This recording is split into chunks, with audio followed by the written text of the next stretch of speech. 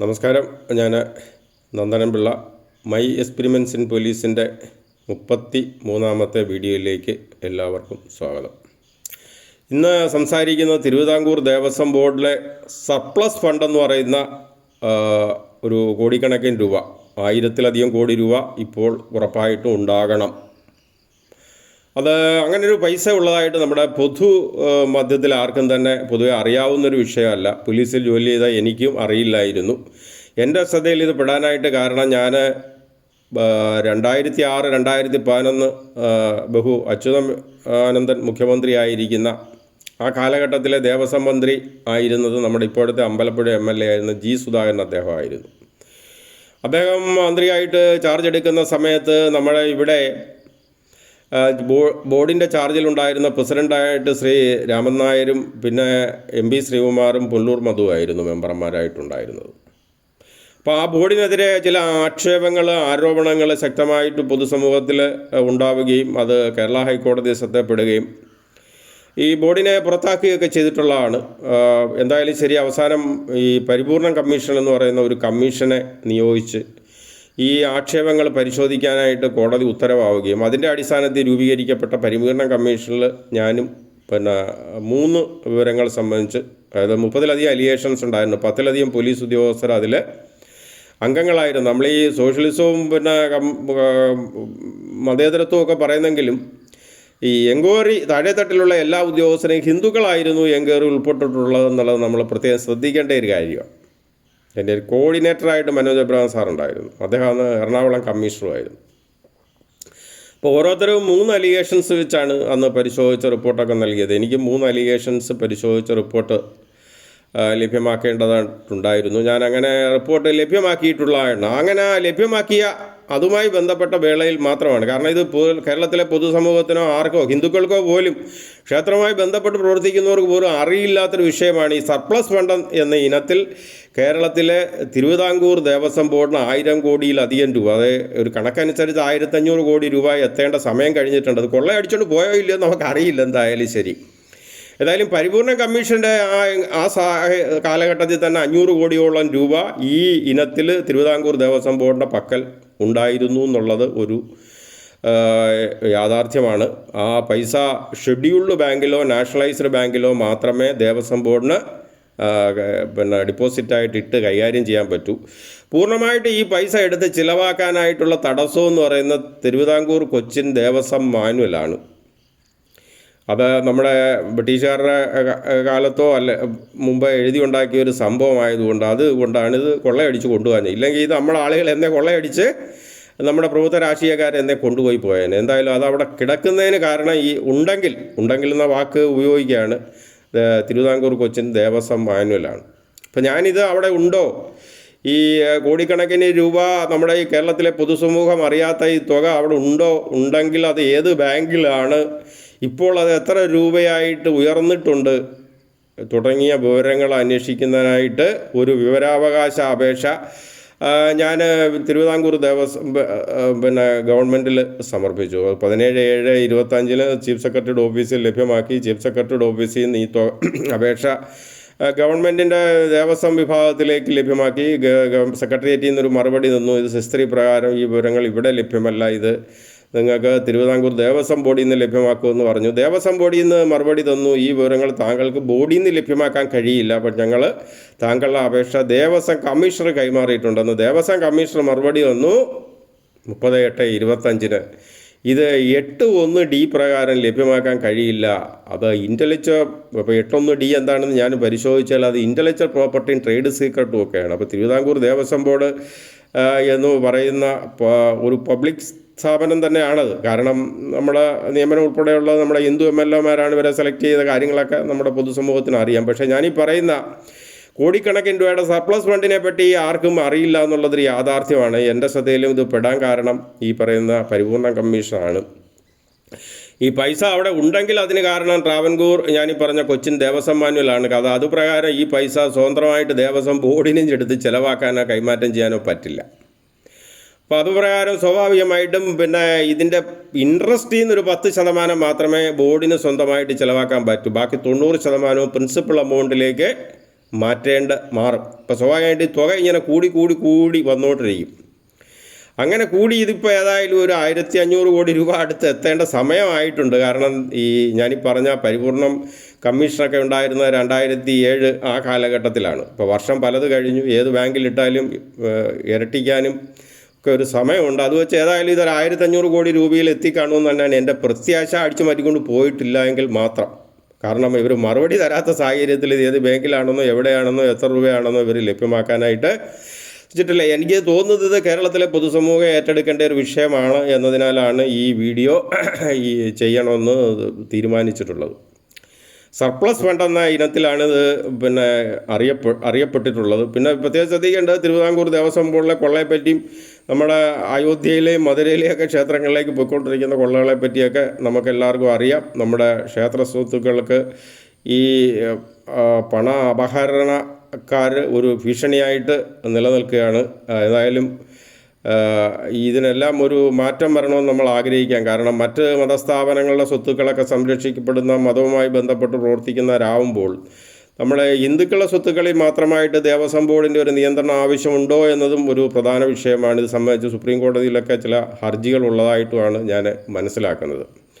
അപ്പോൾ എന്തായാലും ഇത് ഇനി അവരുടെ കയ്യിൽ ഇത് സേഫ് ആണോ ഇല്ലയോ എന്നുള്ളത് നമ്മൾ കൂടുതൽ ആലോചിക്കേണ്ട കാര്യമില്ല. ബാക്കിയുള്ളവർ സ്വത്തുക്കൾ കൈകാര്യം ചെയ്യുന്നത് അതായത് മതവുമായി ബന്ധപ്പെട്ട പുരോഹിതം മതസ്ഥാപനവുമായി ബന്ധപ്പെട്ട് പ്രവർത്തിക്കുന്നവരാണെങ്കിൽ ഹിന്ദുക്കളുടെ സ്വത്ത് മാത്രമായിട്ട് നമ്മൾ ഗവൺമെൻറ്റിലൊരു നിയന്ത്രണം വെക്കേണ്ട ആവശ്യമില്ല എന്നുള്ളതാണ് ഇത് വ്യക്തിപരമായ ഒരു അഭിപ്രായമായിട്ട് കണ്ടാൽ മതി. എന്തായാലും ഞാൻ ഈ ദേവസ്വം ബോർഡിൽ നടക്കുന്ന എല്ലാ ഉടായ്പാണ്, അവിടുത്തെ നിയമനങ്ങൾ ഉൾപ്പെടെ തട്ടിപ്പാണ്. ഇതൊക്കെ നമുക്കൊക്കെ അറിയാം. വലിയ പൈസ കൊടുത്തും കോഴ കൊടുത്തുമൊക്കെയാണ് ആളുകൾ അവിടെ നിയമനങ്ങൾ നേടുന്നത്. ഇതൊക്കെ കേരളത്തിലെ പൊതുസമൂഹത്തിലെ ഏകദേശം എല്ലാവർക്കും അറിയാവുന്ന കാര്യമാണെന്നാണ് ഞാൻ മനസ്സിലാക്കുന്നത്. ഞാൻ ഈ ദേവസ്വം ബോർഡുമായി ബന്ധപ്പെട്ടും ശബരിമലയുമായി ബന്ധപ്പെട്ടും ഒന്ന് രണ്ട് കാര്യങ്ങൾ കൂടി പറഞ്ഞ് അവസാനിപ്പിക്കാം. അപ്പോൾ ഈ 2021 നമുക്കറിയാം ഇവിടെ കോവിഡിൻ്റെ പൂർണ്ണ നിയന്ത്രണമുള്ള ഒരു കാലഘട്ടമായിരുന്നു. അപ്പോൾ ശബരിമലയിൽ അന്ന് പ്രവേശിക്കണമെങ്കിൽ 72 മണിക്കൂറിനകം പരിശോധിക്കപ്പെട്ട കോവിഡ് വാക്സിൻ സർട്ടിഫിക്കറ്റുള്ള ആളെ ശബരിമലയ്ക്ക് കടത്തി വിടത്തുള്ളൂ. ഇപ്പോൾ 2021 വിഷു സ്പെഷ്യൽ ഡ്യൂട്ടിക്കായിട്ട് എന്നെ ശബരിമലയ്ക്ക് സംസ്ഥാന പോലീസ് മേധാവിയുടെ ഒരു ഉത്തരവിൻ്റെ അടിസ്ഥാനത്തിൽ അവിടുത്തെ പ്രധാന ഉദ്യോഗസ്ഥനായിട്ട് അല്ലെങ്കിൽ മുഖ്യ ഉദ്യോഗസ്ഥനായിട്ട് നിയമിച്ചു. നിലയ്ക്കലാണ് എനിക്ക് ചാർജ് തന്നിരുന്നത്. അപ്പോൾ ഞാനവിടെ 10/4/21 എത്തി. പമ്പ കൺട്രോൾ റൂമിലാണ് റിപ്പോർട്ട് ചെയ്യേണ്ടത്. അപ്പോൾ അന്നേരം അവിടെ ചുമതലയിലുണ്ടായിരുന്നത് രാധാകൃഷ്ണൻ എന്ന് പറയുന്ന ഒരു SP ആയിരുന്നു. പക്ഷേ അദ്ദേഹം കാണാനായിട്ട് പറ്റില്ല. അദ്ദേഹം എനിക്ക് തോന്നുന്നു കുറച്ചുകൂടെ കഴിഞ്ഞാണ് എത്തിയെന്ന് തോന്നുന്നു. ഞാനിനി തിരിച്ച് കൺട്രോൾ റൂമിൽ റിപ്പോർട്ട് ചെയ്തിട്ട് നിലയ്ക്കൽ എത്തി. 11 മണിയോടുകൂടി നിലയ്ക്കലെത്തി. അപ്പോൾ അന്നേ ദിവസം ഒരു വാഹനത്തിനും പമ്പയിലേക്ക് പ്രവേശനമില്ല. 11/4/21 മുതലാണ് പമ്പയിലേക്ക് വാഹനത്തിന് പ്രവേശനമുള്ളത്. പോലീസിൻ്റെ ആസ്ഥാനത്ത് ഈ ശബരിമല കൺട്രോൾ റൂം കോഡ് എന്നൊക്കെ പറഞ്ഞ് ചില തരികിടകൾ പ്രവർത്തിക്കുന്നുണ്ട്. ഇവരുടെ പ്രധാന പണി നിയമവിരുദ്ധമായിട്ട് ആളുകളെ ശബരിമല സന്നിധാനത്ത് കയറ്റുക എന്നുള്ളതാണ്. പല പോലീസ് ഉദ്യോഗസ്ഥരും അവിടെ കൂടിയിരിക്കുന്നത് അതിൻ്റെ ഭാഗമായിട്ടായിരിക്കും. ഈ സ്പെഷ്യൽ ഓഫീസർമാരെയൊക്കെ നിയമിക്കുന്നത് പോലും ഈ ആളുകൾക്ക് VIP പരിഗണന, അവർക്ക് താല്പര്യമുള്ള ആളുകൾക്ക്, പോലീസിലെ ഉന്നതർക്കും രാഷ്ട്രീയക്കാർക്കുമൊക്കെ താല്പര്യമുള്ള ഉദ്യോഗസ്ഥർക്ക് VIP പരിഗണന കൊടുത്ത് ശബരിമലയിൽ എത്തിക്കുക എന്ന ഉദ്ദേശത്തോടുകൂടിയാണ്. ഇത് പറയാൻ കാരണം ഈ 10/4 ഈ പറയുന്ന തീയതി വൈകിട്ടായപ്പോൾ അവിടെ ഒരു താൽക്കാലിക പോലീസ് സ്റ്റേഷൻ പ്രവർത്തിക്കുന്നുണ്ട്. ഈ വിഷു കൺട്രോൾ റൂമുമായിട്ട് ബന്ധപ്പെട്ട് താൽക്കാലിക പോലീസ് സ്റ്റേഷൻ പ്രവർത്തിക്കും. അപ്പോൾ അയാൾ എന്നെ വിളിച്ചിട്ട് പറഞ്ഞ്, സാറ് പോലീസ് ആസ്ഥാനത്തെ ശബരിമല കൺട്രോൾ റൂമിലൊന്ന് വിളിക്കണം, അവിടുത്തെ ഇന്നാരുടെ നമ്പർ ഇന്നാണ്. ഞാൻ ചോദിച്ചു ഈ ഉദ്യോഗസ്ഥൻ്റെ റാങ്ക് എന്താണെന്ന് ചോദിച്ചു. അത് ASI SI എന്തോ സാറേ, അയാളെ വിളിക്കണം. അതെന്തിനാണെന്ന് ചോദിച്ചവൻ പറഞ്ഞു ചില വണ്ടികൾ പരിശോധന ഇല്ല, കടത്തി വിടണം, അതാണ് വിഷയം എന്ന് പറഞ്ഞു. അപ്പം ഞാൻ ചോദിച്ച് ഞാൻ ഒരു സീനിയർ DYSP ആണ്, ഞാൻ എന്തിനാണ് ഈ ASI അങ്ങോട്ട് വിളിക്കുന്നത്? അയാൾ വേണമെങ്കിൽ എന്നെ ഇങ്ങോട്ട് വിളിച്ചോട്ട്. ഞാൻ ഏതായാലും അയാളെ വിളിക്കാൻ പോയില്ല. ഏതായാലും ഞാൻ വിളിച്ചതുമില്ല, പിന്നെ അയാൾ എന്നെ ഇങ്ങോട്ട് വിളിച്ചതുമില്ല. ഒരുപക്ഷെ അയാൾക്ക് എന്നെപ്പറ്റി അറിയാവുന്നതുകൊണ്ടായിരിക്കും അയാൾ വിളിക്കാഞ്ഞത്. എന്തായാലും വൈകിട്ട് ഒരു 5 മണിയോടുകൂടി ആർക്കും പ്രവേശനം അന്ന് സന്നിധാനത്തേക്കില്ല എന്ന് പറഞ്ഞ സ്ഥലത്തേക്ക് 4 വാഹനങ്ങൾ നിലയ്ക്കൽ കയറാതെ പോയതായിട്ട് എനിക്ക് വിവരം ലഭിച്ചു. ബാക്കിയുള്ള എല്ലാ വണ്ടിയും നിലയ്ക്കൽ വന്ന് അവരുടെ കോവിഡ് സർട്ടിഫിക്കറ്റ് പരിശോധിച്ച് ഓരോരുത്തരെ എണ്ണി തിട്ടപ്പെടുത്തി ബോധ്യപ്പെടുത്തി പിറ്റേന്ന് രാവിലെ മാത്രമേ എനിക്ക് തോന്നുന്നു ഒരു 1:30 മണി മുതലെങ്ങാണ്ട് ആളുകൾക്ക് പ്രവേശനം അനുവദിച്ചിട്ടുള്ളൂ. കാരണം അവർക്ക് പമ്പയിലെത്തി സന്നിധാനത്ത് 4 മണിക്ക് എത്തത്തക്ക രീതിയിലുള്ള ക്രമീകരണമാണ് അന്ന് ചെയ്തിരുന്നത്. ഏതായാലും ശരി, ഈ 10:04 പ്രവേശനമില്ലാത്ത, പബ്ലിക്കിന് യാതൊരു പ്രവേശനവും ഇല്ലാത്ത ദിവസം 2 ആന്ധ്ര കേഡറിലുള്ള വണ്ടികളും 2 തമിഴ്നാട് 2 കേരള വണ്ടികളും. ഞാൻ ഈ വണ്ടികളെ പറ്റി ചെറിയ അന്വേഷണം നടത്തി. അതപ്പം ആന്ധ്രയിലുള്ള വണ്ടികൾ ഞാൻ മനസ്സിലാക്കുന്നത് നമ്മുടെ പോലീസിൽ തന്നെ ഈ അദ്ദേഹത്തിനെതിരെ ശബരിമല ദർശനവുമായി ബന്ധപ്പെട്ട ആക്ഷേപമുള്ള ഒരു ADGP ഉണ്ട്. അദ്ദേഹത്തിന് അവിടെ ഓഫീസ് തന്നെ ഉണ്ടെന്നാണ് എനിക്ക് കേട്ടറിവും പറഞ്ഞറിവും. ആന്ധ്രയിൽ ശബരിമല ദർശനവുമായി ബന്ധപ്പെട്ട ഓഫീസുകൾ പ്രവർത്തിക്കുന്നുണ്ടെന്നാണ്. ഇതൊക്കെ ഇവിടെ നമ്മളെ നമ്പർ 1 കേരളത്തിലെ പറ്റും. അപ്പോൾ ഈ ഉദ്യോഗസ്ഥൻ്റെ കയറപ്പിള്ളലാണ് ഈ ആന്ധ്ര രജിസ്ട്രേഷനായിട്ട് പോയിട്ടുള്ള 2 വണ്ടികളെന്ന് എനിക്ക് അറിവ് ലഭിച്ചു. പിന്നെ 2 വണ്ടികൾ പോയിട്ടുള്ളത് തിരുവനന്തപുരത്ത് ഒരു വ്യാപാര സ്ഥാപനവുമായി ബന്ധപ്പെട്ടാണെന്നുള്ള വിവരം ലഭിച്ചു.